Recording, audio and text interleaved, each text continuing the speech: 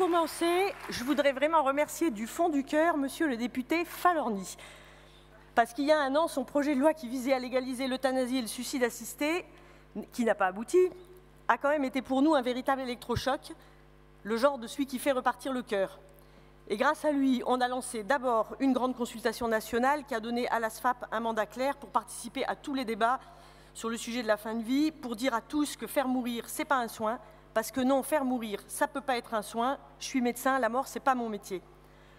Grâce à lui, ensuite, on a lancé la première campagne de communication sur les soins palliatifs qui a été vue à ce jour par 17 millions de personnes et 150 000 sont venus sur le site Osons Vivre pour trouver des informations sur les soins palliatifs. Donc pour une première campagne, je trouve que c'est chouette et on n'a pas fini. Cette campagne, elle s'est doublée d'une campagne d'influence qui nous a permis de rencontrer toutes les équipes des candidats à la présidentielle, même Christiane Taubira, et de faire entendre la voix des soins palliatifs sur le site Mobilisation Soins Palliatifs. Et c'est une campagne qui, avec votre aide absolument nécessaire, va se poursuivre auprès des députés qui vont être élus dimanche et qu'il va falloir tous inviter dans nos structures pour les sensibiliser, parce qu'un député venu, c'est un député convaincu. Nous avons aussi décidé, du coup, de revoir tout le projet associatif de la SFAP pour voir de quelle SFAP on avait besoin. On ne veut pas changer la SFAP, mais dans un monde où beaucoup de choses changent, ou pourraient changer rapidement, on a besoin de la mettre à la hauteur des défis qui l'attendent, parce qu'on veut agir plutôt que subir, et que cette nouvelle SFAP sera plus forte pour nous tous, et surtout pour faire entendre la voix des plus fragiles et de ceux qui les soignent.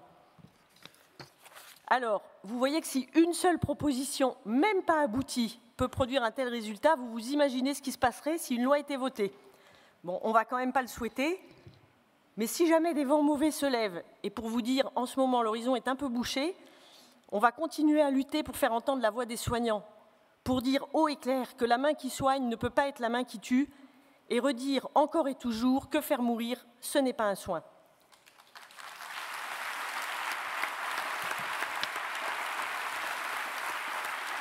Et même si notre voix n'était pas assez forte pour dévier complètement le cours de l'histoire, même si la loi changeait et que nous devions finalement aller, comme nous le redoutons, là où nous ne voulons pas aller, nous ne mourrons pas, nous ne disparaîtrons pas, nous serons unis et nous ferons face ensemble. Parce que toujours, des patients auront besoin de nous pour être écoutés, accompagnés et soulagés. Eux non plus, ils ne disparaîtront pas. Et même en Belgique, vous l'avez vu, où la loi a changé il y a 20 ans, c'est moins de 5% des décès qui sont des euthanasies. 95% des patients ont besoin d'être accompagnés. Ils ont besoin des soins palliatifs pour vivre jusqu'au bout dans la dignité. We will survive. Pourquoi choisissons-nous les soins palliatifs ? Pourquoi décidons-nous de travailler au contact de la mort, des pleurs, de la peine, de la douleur, des plaies et des odeurs nauséabondes ? Et plus encore, pourquoi restons-nous ? Pourquoi les équipes de soins palliatifs sont-elles souvent plus stables et moins malades que d'autres ? Dans un monde du soin qui parfois semble n'avoir plus de sens, qu'est-ce qui fait sens pour nous ? Qui, dans notre société, ose pousser chaque jour la porte de ceux qui vont mourir, encore et encore, pas une fois, mais 12 fois par jour, tous les jours de l'année ? Qui ose regarder en face ce visage défiguré, le toucher et lui faire un sourire ? Qui ose entrer dans une chambre dont l'odeur déborde jusque dans le couloir sans un mouvement de recul ? Qui ose voir dans ce visage abîmé, ce corps déserté par la conscience, cet esprit qui vagabonde, le reflet de notre commune humanité ? Qui ose écouter celui qui veut mourir comme celui qui ne veut pas mourir et résister à la tentation de s'enfuir ? C'est vous tous, c'est chacun de vous, vous qui n'avez pas peur, vous qui êtes doux, adaptables, gentils, humbles, vous tous qui acceptez et accompagnez ce que tant d'autres refusent, la vieillesse, la laideur, la maladie, la mort, vous qui soulagez, apaisez, réconfortez, ramenez le sourire, vous tous à qui on ne dit pas assez combien vous êtes courageux, forts et dignes de respect, d'éloge, de reconnaissance et d'admiration. Nous sommes la médecine des petits riens, celle qui perd toujours, et pourtant nous sommes forts et résistants. Notre médecine, celle des choses minuscules, des soins de bouche, de la douleur soulagée, des repas plaisir, est un changement de société majuscule. Nous portons des valeurs, rendre le patient acteur de ses choix et de ses soins et surtout de sa vie, le mettre au centre de notre réflexion, de notre mode d'organisation, donner une place à ses proches, travailler en équipe, changer de regard, prendre le temps faire l'éloge de la faiblesse et de la lenteur, de l'altérité et de la pluridisciplinarité. Pendant des années, mon mari, qui est ici dans la salle et qui porte un regard distancié et volontiers ironique sur ce que je fais, m'a demandé s'il était bien raisonnable de faire découvrir la sophrologie, les socio-étesticiennes et les glaces bananes myrtilles faites maison à des gens qui allaient mourir. Ce qu'il questionne, ce n'est pas de le faire, j'ai bien compris, ou de prendre soin et de donner le meilleur à ces personnes, mais c'est d'attendre pour le faire les 15 jours avant la mort. Parce que si tout ça est particulièrement nécessaire quand on vit à l'ombre de la mort, ça ne l'est pas moins tout au long du reste de la vie. Alors on a commencé par la fin de vie parce que c'est là qu'était l'urgence, parce que c'est là que se révélait de la manière la plus voyante l'absurdité d'une médecine qui morcelle l'être humain pour le réduire à ses organes, qui valorise mieux la technique que la relation, qui promet la vie éternelle quand la mort reste l'horizon de toute vie. Nous avons commencé par la fin de la vie parce que c'est de ces lieux qu'avaient déserté les médecins, qui n'entraient plus dans les chambres de ceux qui allaient mourir et que la place était à prendre. Mais maintenant, c'est l'ensemble du monde du soin que désertent les soignants et que le sens abandonne. Et maintenant que nous arrivons dans le mur de la financiarisation, de la logique de la performance, du tout économique, la place est à prendre partout. Indignons-nous de ce qui est fait aux patients, de ces toilettes chronométrées, de cette présence rationnée, de cette écoute minutée. Indignons-nous de ce qui nous est fait, de ce qui nous est imposé, de ce qui nous est refusé, avoir les moyens de soigner humainement en accord avec les valeurs qui nous ont fait choisir tous ces métiers qui nous rassemblent. Indignons-nous de ce qui est fait à notre société tout entière quand on lui dit que le faible, le vulnérable, le fragile, le vieux, le moche n'ont pas leur place parmi nous et ne devraient pas être au centre de notre attention et de nos préoccupations.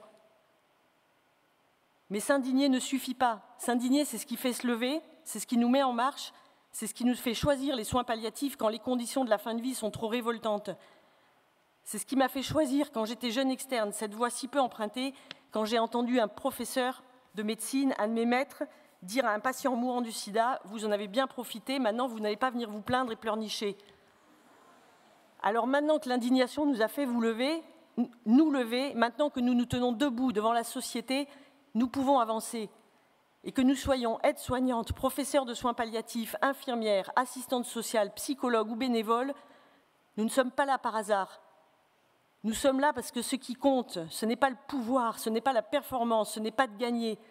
Ce qui compte, c'est la personne, celle que nous avons devant nous, malade, vulnérable, cassée, mourante, mais aussi celle que nous sommes tous, hommes, femmes, soignants, citoyens, qui avons tant besoin de donner du sens à ce que nous faisons. Les soins palliatifs ont du sens, ils sont utiles, et être utile peut rendre heureux. Nous sommes une médecine puissamment politique au sens noble du terme, une médecine dont la seule richesse sont les êtres humains, ceux que nous soignons et ceux qui la pratiquent. Ensemble, nous irons toujours plus loin pour continuer à innover, à inventer de nouveaux lieux pour accompagner, de nouvelles techniques pour soulager, pour allier technique et humanité, efficacité et écoute, et pour tenir cette promesse du non-abandon. Ensemble, nous changerons le monde, ou au moins le monde du soin, ça fait déjà une grande ambition. Nous dirons qu'il est possible de soigner autrement, de donner du sens à notre pratique quotidienne, d'être la paix de ceux qui partent comme celle des survivants. C'est pour ça que nous sommes réunis ici pendant ces 3 jours. Ensemble, nous transmettrons aux plus jeunes d'entre nous ce que nous avons reçu de nos aînés, pour qu'à leur tour, ils fassent vivre et grandir ce trésor. Ensemble, nous sommes invincibles. Si nous savons rester unis et faire de nos différences une force, nous surmonterons toutes les difficultés. Les soins palliatifs sont un nouveau modèle du soin, une nouvelle façon d'envisager, de regarder, de valoriser l'être humain. Et si les soins palliatifs étaient l'avenir de notre système de santé, ils sont un progrès inouï, soignés ensemble pour permettre de vivre dignement jusqu'à la mort. Ce n'est pas une évolution, c'est une révolution. Il est là le pouvoir subversif des soins palliatifs. Il est là le génie des soins palliatifs. Je vous l'avais dit, rien que des bonnes nouvelles. We will survive.